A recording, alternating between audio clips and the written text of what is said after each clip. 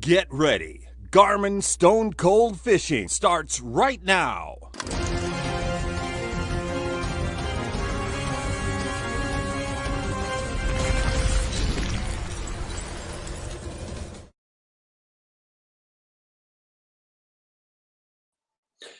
Hey guys, welcome to Garmin Stone Cold Fishing. I got to admit, I'm on the road right now and ran into a little bit of an internet issue. So my exciting sterile background behind me is a local hotel that allowed me to sneak in.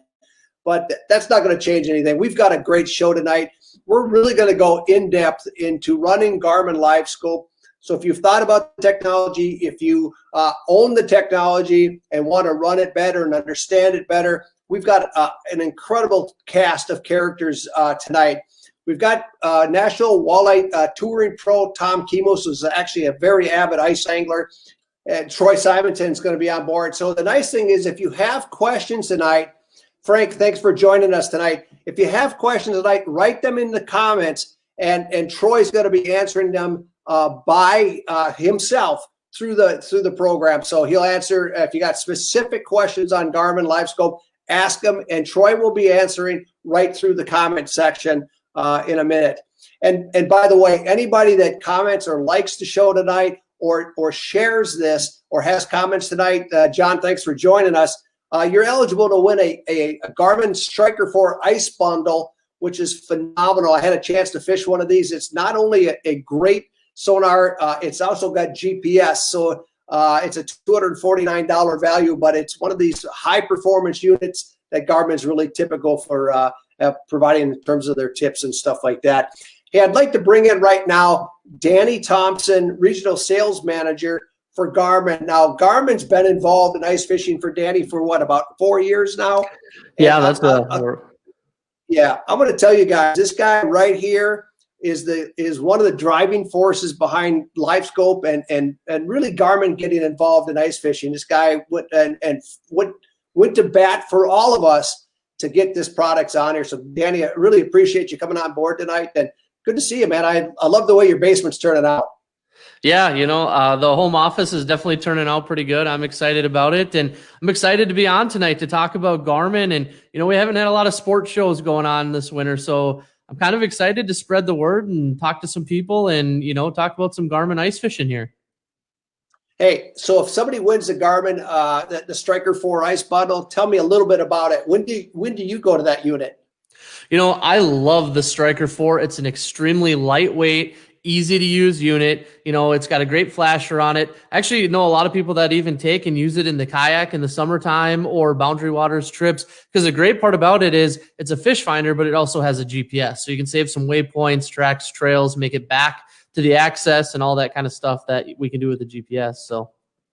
So let's go deep into Livescope. I mean, that's why we're here tonight. I want to talk about it. So let's bring up a photo of the Garmin Ice Bundle. I want to talk to you for the four main components on this. So Kai, bring up the photo of the Livescope bundle. Danny, take me through the four real main elements of the Livescope bundle.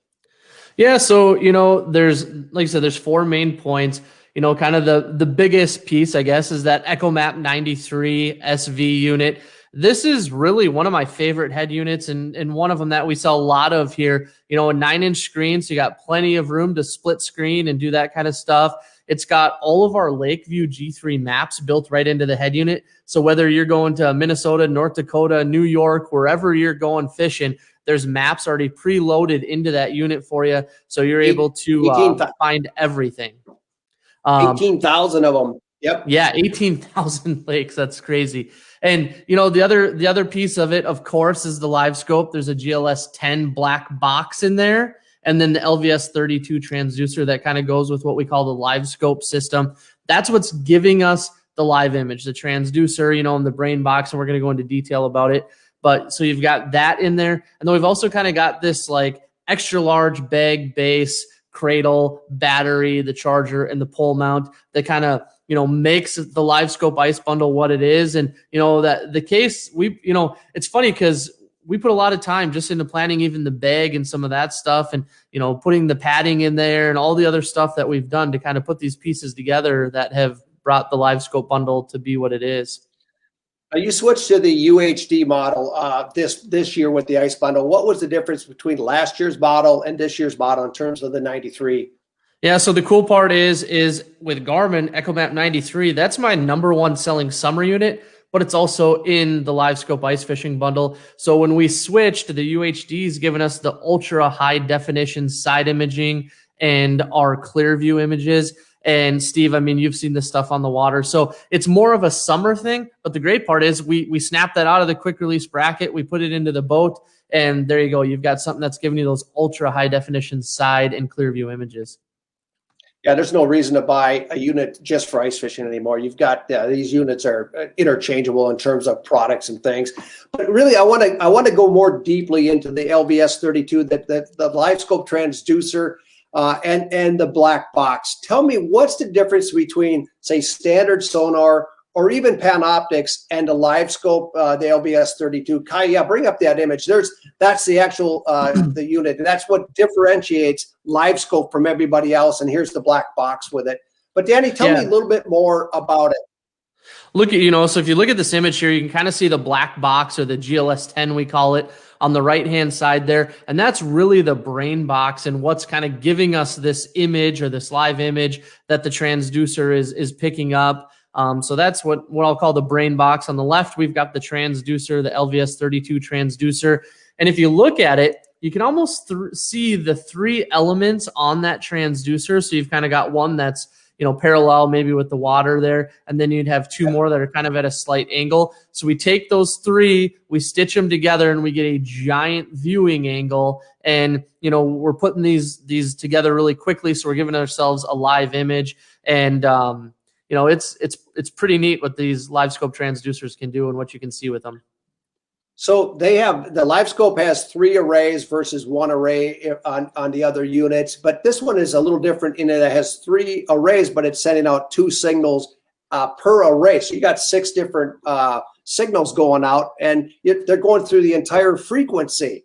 Now, I'm not an engineer. I'm not going to be able to explain it, but we're talking about a massive amount of information, and that's why the black box really allows it to kind of boil it down and give us actually 3 images now. You've got the Livescope down, you've got the down and the forward, and then you've got the perspective mount as well. So that's the background behind the actual tech. Let's go into some of the screens themselves. And so if you haven't seen it, guys, here's a clip of Garmin Livescope in forward. So if you look here, you can kind of see where 0 is. That's where our transducer is going to be. Like if we have it, in the hole of our house, looks like we're dropping a jig down right now, and it's kind of going down. We're looking out about 70 feet. We're in 26 feet of water. You see the fish swimming around down there. And you can actually see what we must be looking at. I'm going to pretend we're on Mille Lacs Lake right now, Steve, and we're looking up at a mud flat or something in front of us where it comes even, right up to the surface. Maybe there's some weeds, it looks like, at about 65 feet where they come up to the surface, and we're right at the bottom edge there. And you see that fish just shot up and took a swing at the jig. But such a huge viewing, area that Livescope gives you. So not only is it live, we're covering such a huge amount of water with one transducer, and it really changes the way that we can fish, So the signal that comes out in forward is actually it's a very narrow it's a very narrow beam. It's only 20 degrees. I wanted to show you an overhead view real quick and kind of explain what we're showing there as well. So Kai, go to that overhead view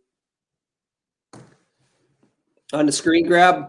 There we go. So if you see here, Steve, I think this is an image of you actually at a Livescope bundle in the middle there, and you're looking out, we're looking about 100 feet right now, and we can see some different holes that you've drilled around and whatnot. And that's the beauty with it. So with a 20-degree cone angle and 135, the other way, you're able to look out and search for schools of fish, or search for, weed patches and different things, and really kind of find fish and hone on at exactly where they are. And we've tried some wider angles in the past, but with this narrow 20-degree cone angle, if you drill a hole and you look and you say, Danny, there's a big school of crappies 100 feet that way, I walk 100 feet and drill a hole, I'm going to be right on top of those fish. With the wider cone angles, it's a little bit harder to narrow in on where those fish were, because your cone angle gets wider as you go out. but 20 degrees seems to be the sweet spot. And I mean, you can literally get right on top of those schools. So if you guys haven't experienced Livescope on ice, it's basically, hey, there's a school of crappie or whatever. They're 80 feet this way. You pace it off. You walk right toward the white pine or the red cabin or something, and you're on top of these fish. It's pretty incredible. But the cone angle of Livescope in forward is different. And we have a graphic on that too. And I'd like you to explain a little bit about the cone angle side of things. So Kai, bring up that as well. There we go. Here we go. So now, you know, you can kind of see there, it's showing you 135 degrees, let's say kind of left and right as we're looking at the image right now, and 20 degrees the other way. So you get a significantly wide cone angle, but narrow. So you can kind of hone in on those fish, like I said, but you get a really, you know, wide or long coverage area. So, and obviously the deeper you go, the more coverage you get. The shallower you go, the less distance you're going to be able to see. And it's funny, I get that question all the time, but you know, you get a lot of these shallow water guys and they're like, well, I'm only able to see 40 feet out. Well, you know, you're not able to have the depth to give you that distance, but 135 degrees, I mean, you can really cover some water, even in shallow water, you know, as compared to a regular transducer where we're only covering maybe like 12 degrees. But the other, go back to that screen, Kai, because I want to talk one thing about it too. You'll notice that it's 135 degrees. So it's actually from where your fish hole is, but that goes behind you. And so not only can you fish straight down and see your baits, but you can also see fish coming in from the opposite direction than where your forward is. The transducer is actually pointing, which is very, very effective in finding fish. So let's switch over, Danny. I'd like to go a little deeper into the down view right now. So we got a video clip that shows kind of down view. Explain what you're seeing on the screen when it pops up. So if you look, you see the 0 right there in the middle, and you can kind of look at that. It's actually a walleye, I think, from Lake of the Woods, just shot up, and when it took a swing at the bait and is going back to the bottom. But you can see 0 right there in the middle of the screen. We're looking 12 feet to the right. We're looking 12 feet to the left, and we're in about 22 feet of water. It looks like, yeah, 22 feet of water. And so, you know, imagine if we're sitting in our fish house and we're jigging, we can put this right in the middle. Let's say if we're in our portable house, and you're able to cover basically every single line in that house with this one unit because you have such a wide cone angle. And I used to joke, you know, when we first were coming out with this stuff and I'd put it into, you know, down mode like that, and I'd be sitting there doing work and sending emails and whatnot. And it's like, I could literally just look up and see if a fish was coming and then, you know, go back to work. And if I see them, you know, I put my phone down and actually catch the fish where, you know, in the past, we've always fished with such a narrow cone angle. We wouldn't see the fish till it was almost too late, really. And with this, you can see the fish as they come in. Yeah, I mean, look at how he missed it.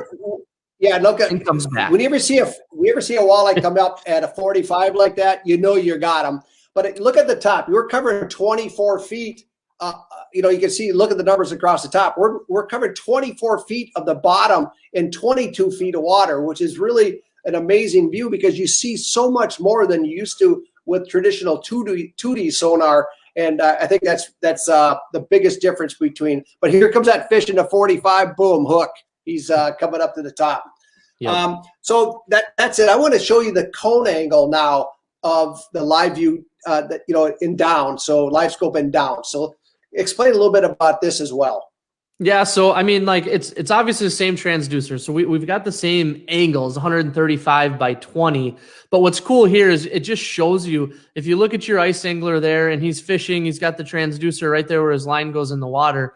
I mean, look at how much of an area you're covering, 135 degrees by 20 degrees. I mean, it's like when we first started doing this live stuff, it's like not only is it so cool that it's live, but now all of a sudden you're covering 135 degrees as compared to like 10, 12, you know, 16, whatever we were doing in the past, depending on the transducer you had. So, I mean, your coverage is just so significant with Livescope and with this transducer that you can just really cover some water with it.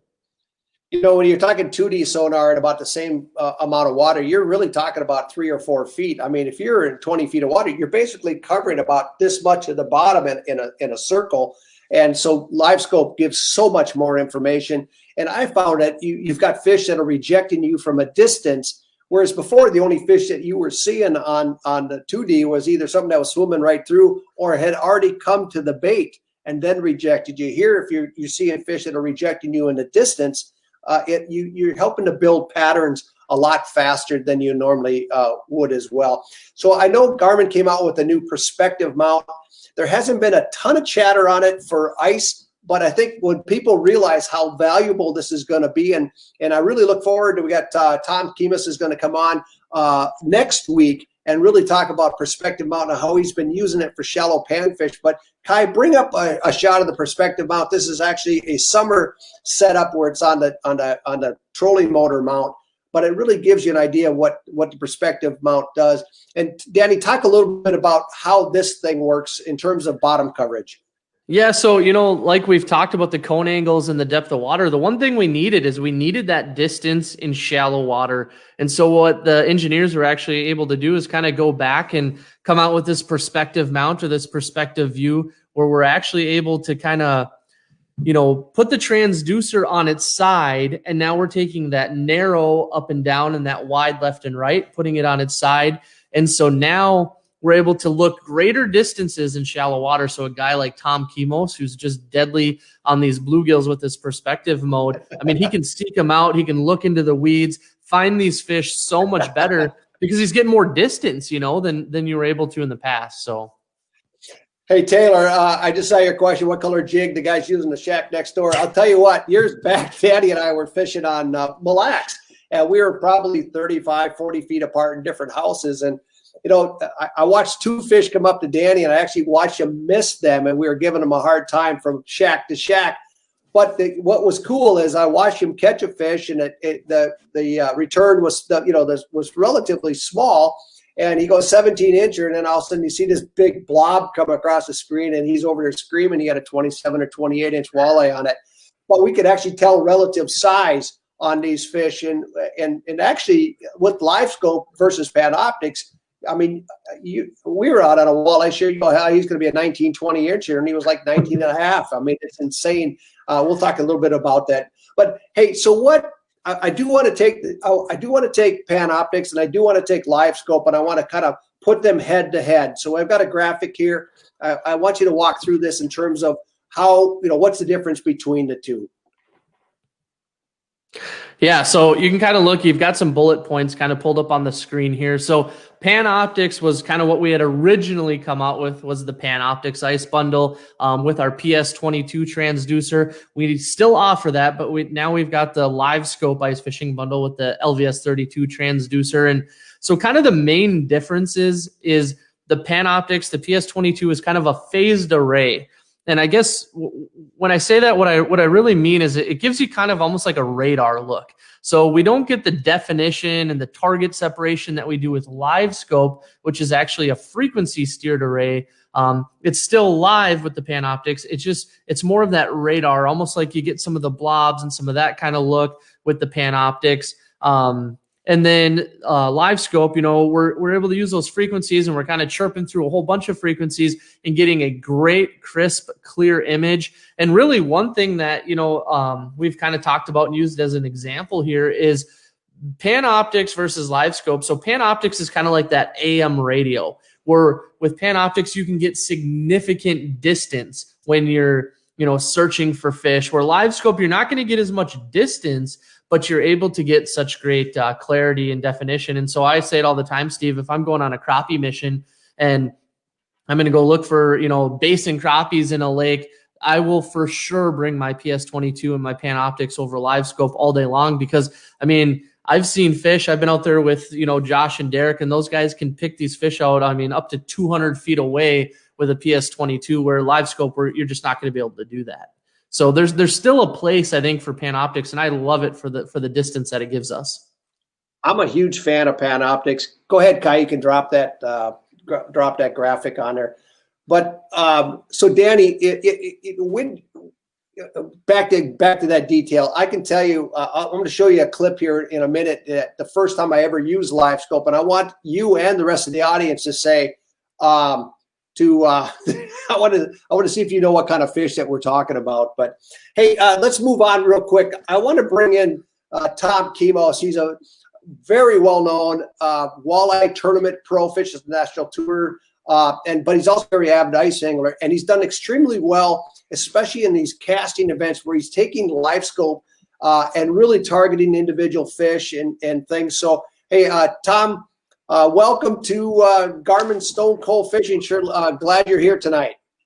Problem. So, we've got Tom Kemos here. Steve was just kind of talking. We're talking about the Livescope. And so we've got Tom Kemos. Tom is a National Walleye Tour pro and a very decorated National Walleye Tour pro at that. He's on the Garmin Pro team. So he's got some great accomplishments, obviously, on the soft water. But on hard water, Tom is really kind of an expert. And I know he's kind of got a passion, I think, for chasing bluegills. Tom's over in, I guess you could say, eastern Wisconsin would be safe to say. And great bluegill waters over there. And he's really found a way to kind of use the Livescope to chase down these bluegills and go after them, using Livescope. So, Tom, I guess what we're kind of looking for is, you've got this Livescope bundle. What do you do to kind of set it up and kind of these advanced settings? People ask me all the time, hey, can I just, turn it on and go fishing? And you can. I think the auto settings aren't bad. But what are kind of the pro tips that Tom Kemos does to dial in his Livescope bundle? Well, to start with, the beauty of any of the Garmin products is that right out of the box, they're fairly user-friendly, and the auto settings are pretty darn good. But one of the things that I've found is that I like to bump up the gain a little bit. More importantly, I like to have a baseline. Once I set the unit up, when you have it on an auto setting, every time you move from hole to hole, that unit is going to adjust the sensitivity a little bit. So it is going to change what you're looking at. So I like that consistency of, once you're comfortable enough to start adjusting the settings, which, the beauty of the Garmin unit is there's that back button. So if you get the thing all out of whack, you just hit the back button and you can go back and reset it. So that's good. But so what I'll do is I'll bump that gain up, but that's going to be real dependent on the water clarity. So some of the places that I fish, and which are some of the places where the Livescope is really effective, the water is a little bit dirtier, so that's going to greatly affect how I'm going to set that up, and that's kind of a seat of the pants deal, really. As far as the color palettes, I prefer most of the time amber, but the one exception to that is if I have the unit sitting off from where I'm fishing on the ice, say I'm hole hopping, okay, I will go to a yellow palette because those fish marks will pop a little bit more in that situation. But for the most part, I stick with the amber color palette. That goes the same in open water too. If I'm trolling, I'll go to the yellow palette because I can see the targets a lot better when I'm back at the kicker motor or whatever. Same thing when I'm jumping around on the ice. But once again, one of the biggest things that also helps you is that these units have a built-in simulator mode, and from the comfort of your couch. And I highly recommend people doing this with any of the units. Turn that simulator mode on and just play around with all those settings, and you can see firsthand, what we're talking about. And then when you go to the lake, you can spend less time. But once again, dedicate.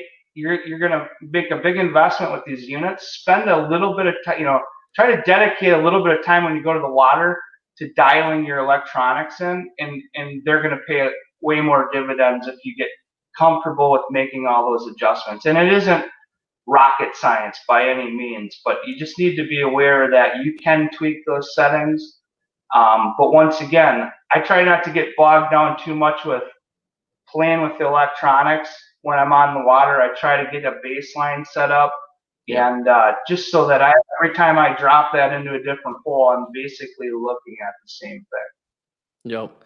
So, Tom, one thing we kind of talked about too is, so you've kind of dialed in your color scheme, you've dialed in the gain, based on the day and how you like it. Now, one thing that I like to use, and I think Steve likes to use too, are the trails feature. I like to set the trails up at fast. I mean, what are your thoughts on setting up trails on these units?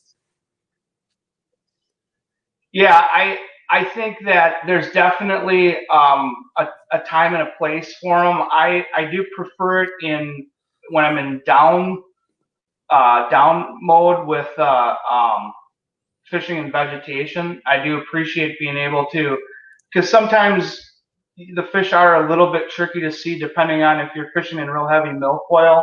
They may move, through a thicker patch. Yeah. So you can actually track their movement. But more importantly, because you have all the vegetation there, you can tell that those fish are moving to you or moving away from you. But once again, that down mode in a vegetation situation is amazing. Like that, anybody that's ever fished 2D sonar, fishing this Livescope in vegetation, it's insane what you can see with it. But once again, yeah, that's a situation where I'm going to use trails.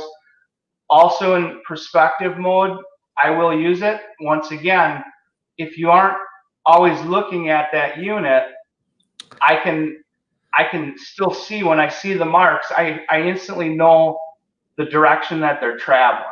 I can see that movement. So that's really important. That's one of the biggest things, really, for me with Livescope, is being able to pinpoint the direction that those fish are moving, and the goal is to be in front of them. Yep, exactly. So you're not. So Danny, I wanted to talk to both of you guys. If Tom, I don't know if you can hear me or not, but yeah, you want to be standing in front of them instead of chasing them. Yep. Hey, Danny, talk a little bit about color gain and how you use color gain. Kind of broke up there a little bit. Can you guys hear me still? Yep. Yes. Yep. Yeah, we can hear you. It's me. You guys, it's me that's the issue. Steve's talking. So one thing Steve's kind of talking about, I think, Tom, is kind of using color gain. And so, when we're trying to kind of, make the best image on the screen, so we've got gain and we've got color gain. So it's kind of two different things. And I guess, what is kind of your take on the color gain versus the gain when you're setting it up? The color gain for me is more of a visual, and it kind of depends. It depends on if you have low light conditions or if it's real sunny. For me, it just helps me see the targets a little bit better. It crisps the image up more, but it doesn't. For me, I don't use it that much to change the input that I'm getting as far as what the fish are doing. I'll rely on the gain more than that. The color I use more for just to make it a little bit easier to see based on the light conditions.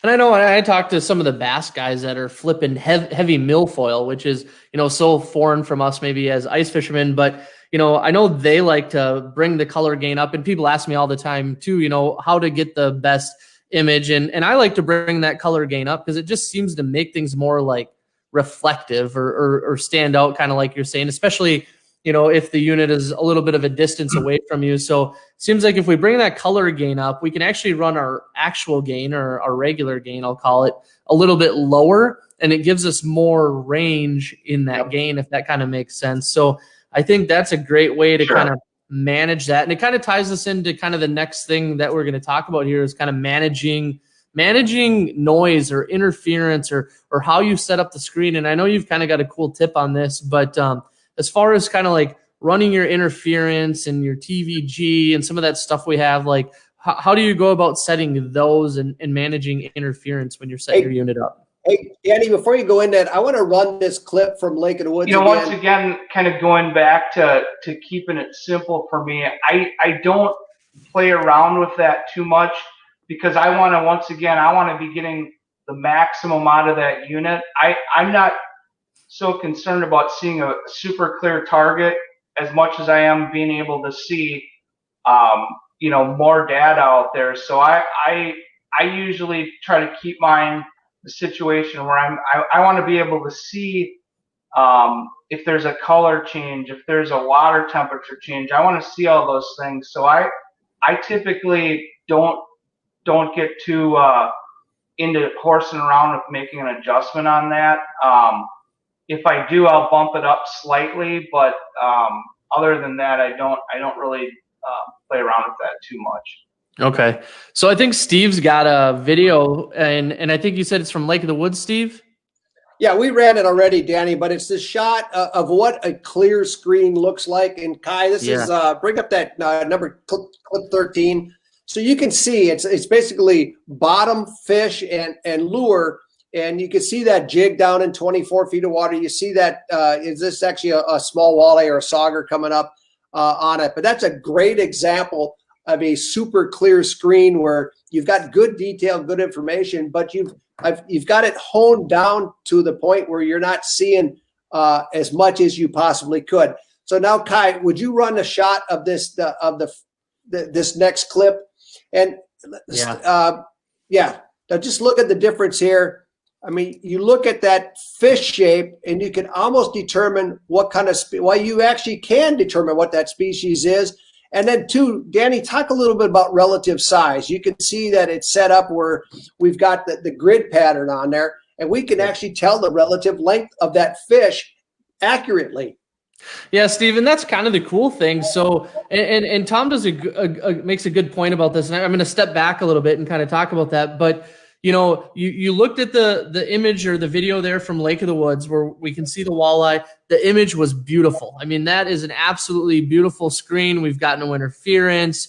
You know, we don't have any clutter or anything like that. It looks really, really good. And then you had that video of the pike. We can obviously see that it's a pike, and we've got a lot of noise kind of on that video, or interference, or our gain was a little bit high, or whatever it is, right? But you can see the definition. And so I think that's really important. I think people sometimes try too hard to get that perfectly clear screen, and they'll run their interference way up. They'll run their TVG way up and do some of that stuff, versus, like Tom says too, is if you leave that gain a little bit higher sometimes, or you run your TVG on low, you run your interference on low, sure, you're going to get a little bit of stuff on the screen, but your definition and what you're going to see is actually a lot better, because what it is it's a filter. And I know one of the comments that popped up is, you know, what is the delay? Well, you know, it's live, so there should be no delay. But if we start running all of our noise rejects and interference stuff real high, we're filtering stuff out, and we're going to start to slow down some of that process.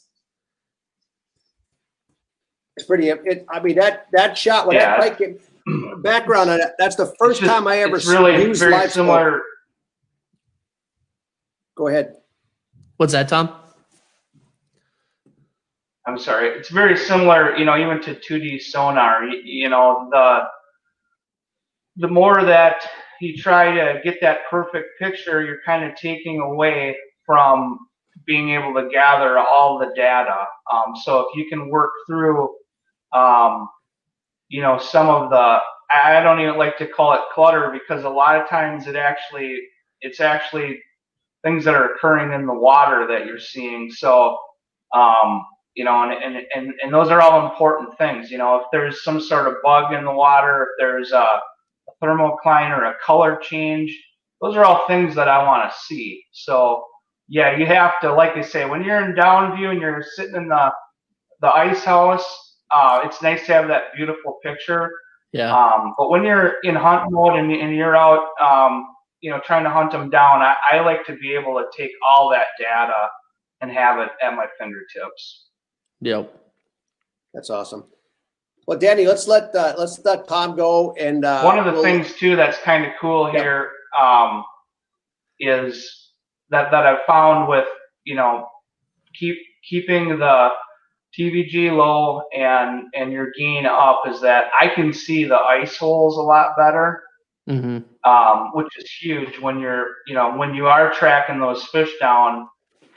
It gives you a lot better reference point. You know, I can pan back and forth, and all of a sudden, you know, I'll see a group, you know, working their way out, and I'll pan. All of a sudden, I'll realize, well, there's a hole that they're heading to, and I can roll over there real fast. Where if you start turning all those settings to get that crystal clear picture, you're not going to see those things. Even like ice heaves, you can see that a lot easier when you have those settings, sloppy isn't the term, but that's really how it is. You know, the picture isn't perfect, but the data is incredible that you can see there. Yeah, for sure. For sure. Well, I think we're going to kind of go to the next topic, Steve, and maybe we'll start talking about kind of these bottom arches that we've talked about. Transition to that. Yeah. Tom, thank you very much.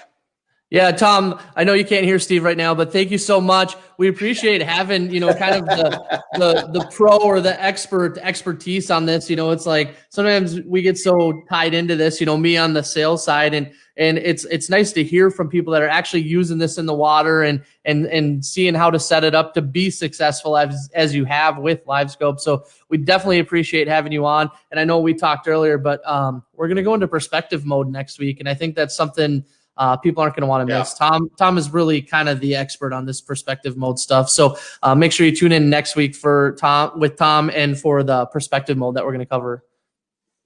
Awesome. Hey guys, thanks a lot for having me on, and I love talking about this because it really is incredible, and I you know, I can't say enough about it, and once again, I love talking about it. So thanks for having me on. Yeah, for sure. Thanks, Tom. Thank you.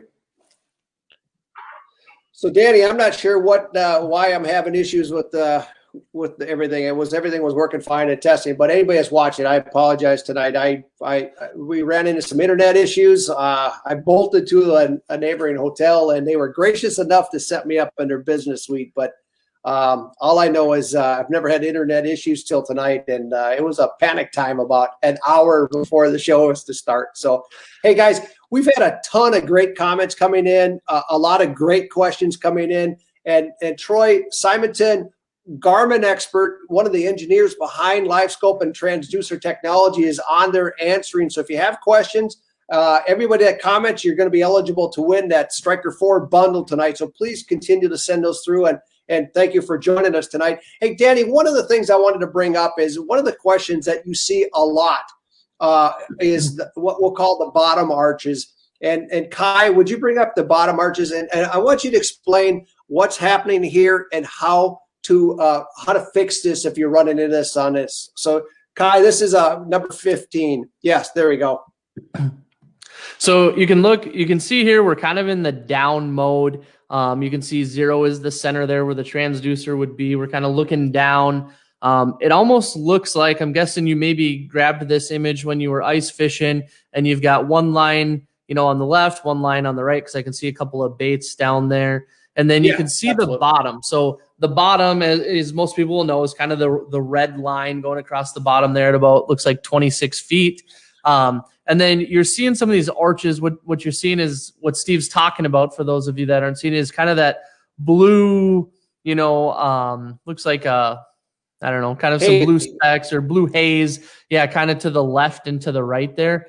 And so right above the bottom. Yeah. Yeah. So it's kind of the bottom arch there. And so what we're getting there is we're getting a little bit of kind of like reflection, I guess you could call it, from the transducer, you know, and even in forward mode, we'll sometimes get this, and we'll call it like a ghost tree, where we'll get a little bit of reflection. And so the hard part with this is it can be a tricky thing to track down. So it could be the type of bottom. And if you look here, it looks like we're on a real solid bottom with that nice red line there and not much mud on top of it. So you get a little bit of reflection.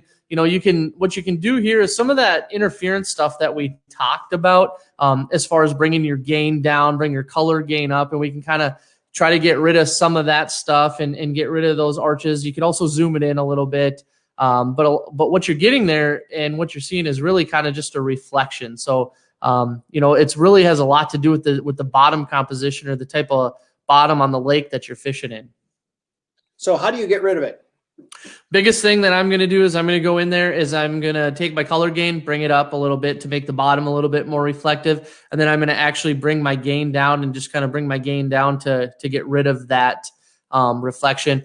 And so on the forward now, there is an actual rejection that you're going to see option in some of the units for the ghost tree. So we can actually use that. It's almost like a filter or a noise reject just for that reflection.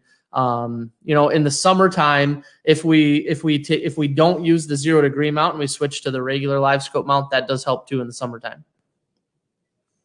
That's awesome. Hey, I know we want to bring in Cory Brock with Reed's Sporting Goods. Reed's is a tremendous Garmin dealer, but they've got stores both on the shores of Mille Lacs Lake and Leech Lake, which are both key fisheries. And so I'd like to bring Brock in at this time. And hopefully he's been, there you are. Hey, you're at the store still. Are you guys still open? Well, I'm here tonight, just helping you guys out and listening in, because this is some pretty cool stuff. So I thank you guys for having me on. So I will tell you, Cory is the premier Garmin expert. I think I call Cory sometimes when I have questions on the Garmin stuff. I mean, this guy, he does know his stuff. So Cory is definitely, I think, one of the better ones we got out there for sure. That's amazing. Yeah, this has been pretty fun. This has been pretty fun the last few years with this Livescope. I mean, I've been with Reed's for about 17 years now, and when you talk about a product like this being a game changer, I mean, this truly is really a game changer. I mean, I've never seen anything out of the market that's come close to it. So it's a pretty fun thing to sell too on my side.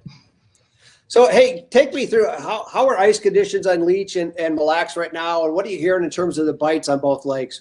Right now, I mean, as we approach kind of the end of January, we've had a pretty mild winter here in northern Minnesota. So, I mean, our ice conditions are getting to be pretty good now, probably a little later than normal as far as, thickness of the ice. But, right now, I mean, I'm up here in Walker. For the most part, Leech Lake, we're doing pretty good. I mean, they're moving around all over out on the main lake right now. Pine Point, Horseshoe Bay, south end of the lake. Walker Bay, really just in the last week or so. People have started been moving around as far as vehicle travel. They've been pretty cautious with it, just with some of the nicer weather we've had here this winter. But we're doing pretty good. Mille Lacs Lake, same thing. I know I saw a few posts down there this weekend. Sounds like a lot of the resorts got a lot of their roads open, so they're moving around. As far as our bites going right now, I mean, as we approach kind of that end of January, we're seeing the walleye bite, starting to kind of tone down a little bit. Still pretty good. I think without having a lot of this traffic out in the lake right now, that's also helped the bite continue. So, like always, the bite kind of for us out here when we get closer to that February time, we'll start to slow down. But it's a great time now to start, looking at different lakes and getting out chasing panfish. I mean, obviously the Livescope is a game changer on that side. So, people are starting to do a lot of different things on some of the smaller lakes too. So, Cory, what are some of the guys doing and gals when they're buying Livescope for summer and winter? I mean, what if someone bought this unit today from you, what do they need to set it up for summer fishing? So you've got a unit that's both summer and winter. Well, one of the things that we've done the last couple of years, and Garmin's really helped us out with this is, we put together what we call a Garmin 93 all-season bundle. That all-season bundle is something that's a Reed's exclusive that we put together. It comes basically with everything. And I know it's a little tough to kind of see. I tried to lay out some of the parts and pieces here, but what it's going to come with, it's going to come with a 93 UHD. It'll come with your extra large bag. It's going to come with the Livescope deucer. It's going to come with another bail mount. It'll come with your dual power cord. Comes with a Dakota lithium battery and a charger. So it's right here. Yep. That's exactly what it is. So, I mean, it's a bundle that really we designed it to be an all season unit. So, I mean, basically you're going to move that 93 in your Livescope transducer from your, winter setup to your summer setup. So it's been really exciting to have those. They've been very, very, very popular right now. We're back into taking pre-orders on them. We will see more. I've got all the components on hand right now, other than the 93 head. I'm waiting for those to come from our friends at Garmin. Should see those first couple of weeks in February here. But, the way they've been going, if you're looking for one, call us. We'll get you on that pre-order list. It's a great deal. It's a great savings. They run $26.99. That comes basically set up for summer and winter.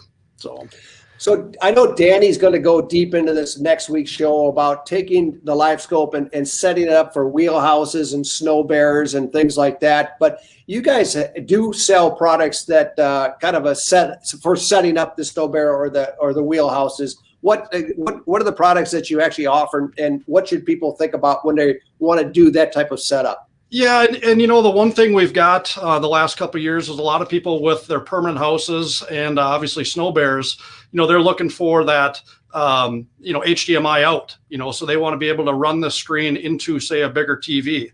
So we kind of went and set up also a snow bear, a couple different types of snow bear packages. The 8610 would be one. The new 1243 is going to be another one that'll have an HDMI out on it. And we've made some bundles to have the Livescope basically with it, that 1243, your pole mount. Then you're able to, run it in your snow bear or your permanent fish house and run it into that bigger TV. So it's another pretty cool kit. We've got all of those units on hand right now, 1243s, 8610s, 126s, 106s, Wow. Plenty of product on hand right now. So Danny, what's the experience like to watch Livescope on a 40 or 45-inch screen like you've got in your wheelhouse? I tell you what, Steve, when I can sit on the couch with my rattle wheels down and my Livescope on a 40-inch TV and watch a walleye come in while I'm snacking on some Doritos, there's nothing better. That's amazing. So which unit are you running then in your wheelhouse? So I actually went with an 8610. Obviously with the wheelhouse, you've got the generator, so you got a lot of power, but I've got a 10-inch screen. I love the clarity on that 10-inch screen. It fit really nicely above, kind of off to the side of my TV, and we'll have some pictures of this for next week. But, it fit really nicely on the wall. I've got a 10-inch screen, so that is actually facing back towards like my dinette, and then I've got a 40-inch TV kind of facing the couch.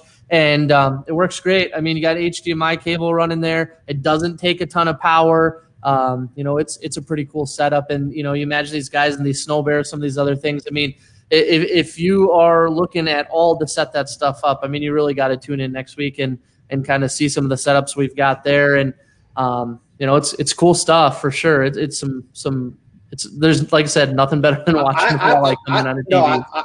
I'm looking forward to seeing that as well. Hey, Cory, I know Leech has a lot of shallow water flats and weed flats and things that guys are fishing. So has the perspective mount been real popular with your customers? It has been, especially now, starting to get into February, our perch bite starts to get really good. So a lot of the shallow water, that 8 to 12 feet of water, people searching for, the weeds that are still out there, searching for those, perch out in the weeds. Yeah, perspective mounts made a huge difference too, being able to scan and look for it. I mean, I had just a week ago, I had one of my gun guys here in the store. He grabbed one of our units and took it out. It's never run it before other than walking by it in the store here every day. Took it out and literally within 10, 15 minutes, he had it figured out. He located a big, school of perch that were, adjacent to some weeds. And the perspective's done wonders for it too. So I'll never forget, Danny, I don't know if I told you the story. The first time I tried perspective mount, it was actually in the boat. And I turned it on. I'm like, okay, what am I looking at here? Okay, these are clearly weed clumps, but there can't be that many fish down there. Just can't be that many fish. And then all of a sudden, out of the corner comes a big muskie, and they scattered in front of me. And I'm like, I had no clue that I could have literally hundreds of sunfish and crappie and small bass and things that in front of me. And so perspective mount, I haven't tried it much on the ice yet, just because I haven't been on the ice a ton in that situation where I'm fishing shallower water. But yeah, that perspective mount is one of those things that's really, if you're a pan fisherman, a perch fisherman, or you fish a lot of shallow flats, it's really one of those dynamite things. So then, hey, Cory, did you have some custom mounting kits or something for the snow bears or the some of the other wheelhouses? Well, a lot of the snow bears and the wheelhouses, I mean, they're using them, with their gimbal brackets. I mean, obviously the kits we have, are going to come with your pole mount, the Garmin pole mount, obviously the Livescope deucer and whatever unit you choose. But there's a lot of different ways people are mounting them in there. I mean, if it's a ram mount, if it's a Cisco mount, hanging them from the ceiling. I mean, we've seen just about everything. And really all those parts and pieces and everything, that stuff that we stock on hand, and, come on in or give us a call and we can figure out, what's going to work the best for you too. So, I was going to say, what too, Steve, that is really interesting about these and talking about all these different mounts is, what's funny, and I think Cory could talk about this, is how many people take this ice kit, we're using it in the boat, And you know, we did this summer, Steve, where we're literally using the ice fishing kit. We've got all these great electronics in the boat, right? We've got this ice fishing kit sitting in there on the seat, and that's what we're fishing with. And I think Reed's actually carries the mount for that. And I'm trying to remember what mount you actually had in your boat, but I know there's some great ones out there, like Brew City Trolling Motors makes one, Fishing Specialties, Traxxas. I think there's a lot of great companies that make them. But it just transitions so well back and forth, you know, so going from Snow Bear to Wheelhouse to boat and that kind of stuff. And you know, all the different mounts that are out there, I guess, it has really come a long ways here in the last couple of years. Yeah. So Cory, if somebody walks in the store and say, hey, talk to, you know, should I go with Panoptix or should I go to Livescope? How do you typically answer that question? Did you hear me on that, Cory? Oh, he froze up here, Danny.